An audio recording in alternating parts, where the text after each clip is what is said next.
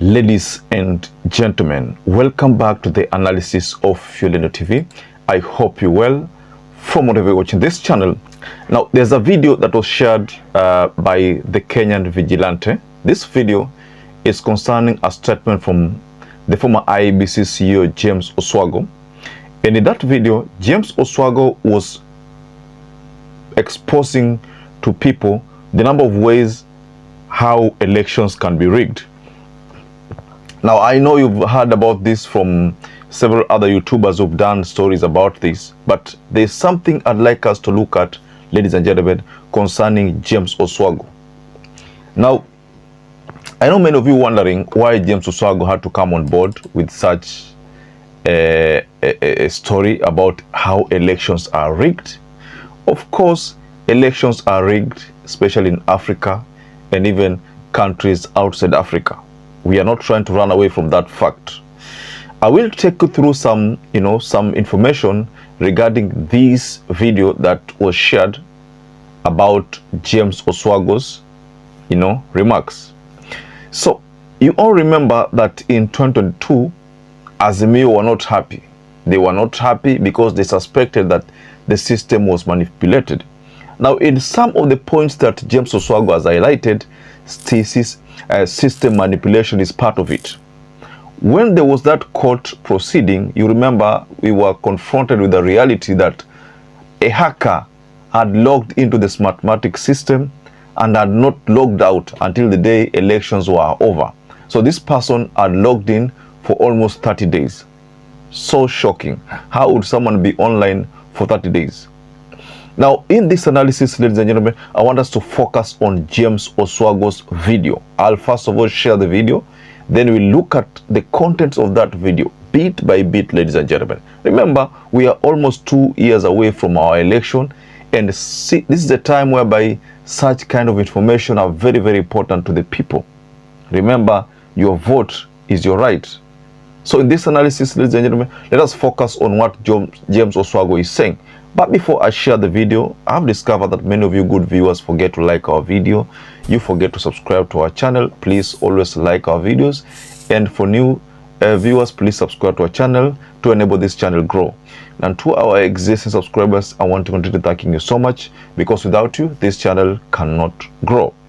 Now, without wasting much time, ladies and gentlemen, allow me to share this video. This is what James Oswago told us. Approach the issue. But there is a structured way of analyzing an election to know whether it is rigged or not rigged. So my preferred mode is to look at the several ways of rigging an election. I can pick 7. There could be more. Yes. I can list those for you, and you yourself can use that matrix, apply it against each and every of those elections, and determine for yourself whether they have been rigged or not rigged. Those factors include gerrymandering, number 1. There is state violence. There is ballot stuffing. There is ballot purchase. There is digital manipulation of elections. A critical one is the autonomy of the institution running that election. There is manipulation of observers and supervisors of elections, but that is done at the state level. Now, those generally are the ways in which elections are manipulated. Take violence. There was violence in 1992 and 97, and there is no question about that. That violence is what is called state-manipulated violence. There is a reason why state introduces violence in elections. It could be to disenfranchise, to stop people from voting. It could be to incite fights between different people so that they don't vote. But whatever the case, whatever the motivation, and whichever the method the violence is used, the intention is to stop some people or a section of some people from voting. So when there is an election and there is violence, particularly unexplained violence, manipulated or instigated by the state, the intention is to rig the election, to manipulate the election. Going by that then, 1992, 97, we had that violence. So those are the points from James Oswago. I think about 7 points there. He has talked about gerrymandering, talked about ballot stuffing, talked about ballot purchase, digital manipulation, talked about state-sponsored violence, and so many other examples. So I will narrow down to state violence and digital manipulation, because if you look at the election, the way elections are handled these days, it's as if without an automation, your election is incomplete. Previously, it used to be manual. Let's say during Moi's time, it used to be absolutely manual, and you'd hear, Moi had his own ways of rigging. Let's not lie about that. Rigging used to take place, but wakati huo ulikuwa unasikia na ECK, unasikia kuna ballot box imeanguka kule Boni Forest, ballot box imeanguka. So then how do you account for the votes in that ballot box? They have disappeared. They were being taken to was it Bomas ama ni wapi, lakini zimeanguka somewhere there. So it was going to be hard for you to actually establish how many votes could have been counted in a particular region. And most of the time these votes zilikuwa ni zile za strongholds za opposition, zilikuwa zinaanguka. And then there's another strategy according to James Oswago, this state-sponsored violence.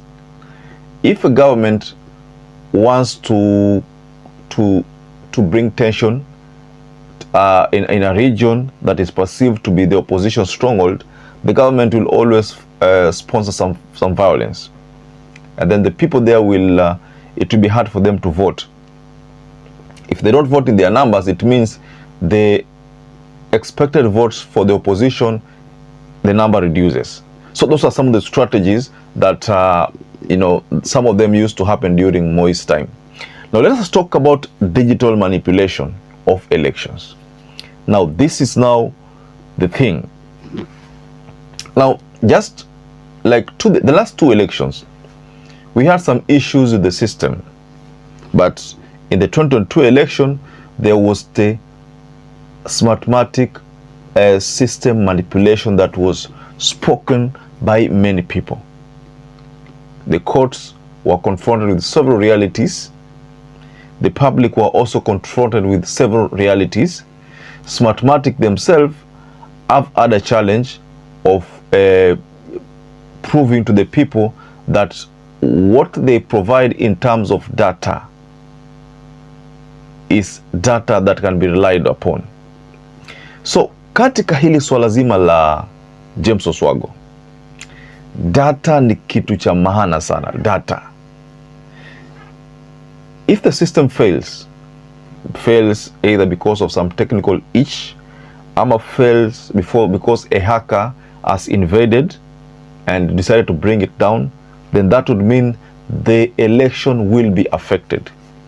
In Kenya right now, we rely on that digital relaying of information. Let's assume that connectivity breaks down in the process of forms being relayed. Of course, the Constitution tells us that election ends at the polling station. Yes, that is what it says. But then there's the aspect of relaying information to the bombers. That same information being relayed to the bombers. Take a look at this. Like for example, there's the issue of Uganda. Uganda in 2021, they held their election. You remember their election? And during that time, the Ugandan election, they used a SMARTMATEC system also. But back then, the verification failed. And I think they had to revert to the manual one. The system verification failed, and that forced them to go manual. So that is now where tunaweza sema kwamba ikiwa kuna wizi utafanyika, basi utafanyika kwa hatua, because now going manual it means utaruhusu watu wengine ambao hawako kwa register. Kwa sababu sasa tuseme kwamba mtu amekuja anataka kupiga kura na wewe ni mtu ambao unajua kabisa hapa tunataka kupitisha watu ambao hawaja register.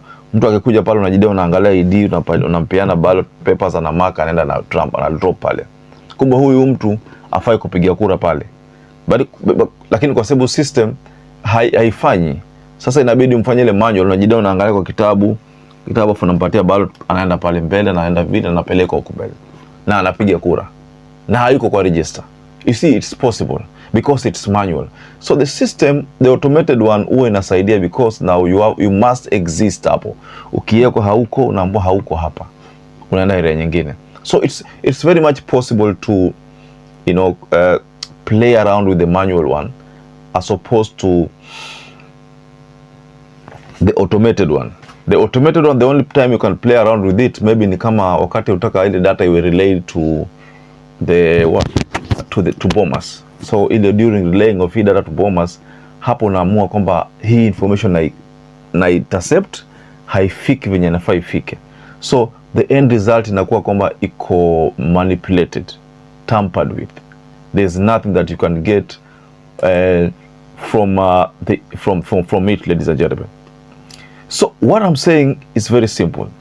James Oswago has given us some insight into what is likely to happen. Let us use Oswago's points and relate them to what is going to happen in 2027. In 2027, I know violence haitakuwa. But this aspect of digital manipulation, hiyo lazima Wakenya waangalie. I am not saying that it will take place, but it took place. Remember, Azimio had a problem accessing the server. And the person who is the advisor at Matters ICT of Azimio could not be allowed to look at the logical flow of the system.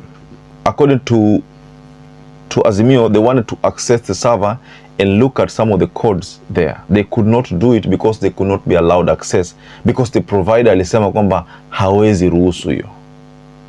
I don't know that you understand my point. Provider alisema hawezi kuruhusu hiyo. Kwa sababu provider alisema hawezi kuruhusu, it was very hard for the Azimio people to establish what could have taken place. I hope you get my point, ladies and gentlemen. So James Oswago's points, looking at them well, I think James Oswago has a strong point. Na mimi nikimwona James Oswago naona kama yeye si ati amekuja ku revenge because alinyimwa ile nafasi, kwa sababu unajua James Oswago alitaka kuwa chair wa IEBC. In fact, katika wale ambao walipresent applications zao, yeye ni mmoja wao. But again, alichujwa. Yeye hakuwa mmoja wale ambao walikuwa shortlisted. Alitoka nje ya shortlist. So that's why, so we can't say that ati amekuja na machungu sasa anajaribu kuambia Kenya vitu ambazo zinafanyika pale. Hapana, I don't think that is the case. I think James Oswago is just being real. Whatever he has talked about is truly what happens. So ladies and gentlemen, just go below in the comment section and tell us what you think about James Oswago's leaked video. Perhaps if you're watching this video and you've not subscribed, take 1 second and subscribe, like this video. Until you catch up again, stay safe and stay blessed.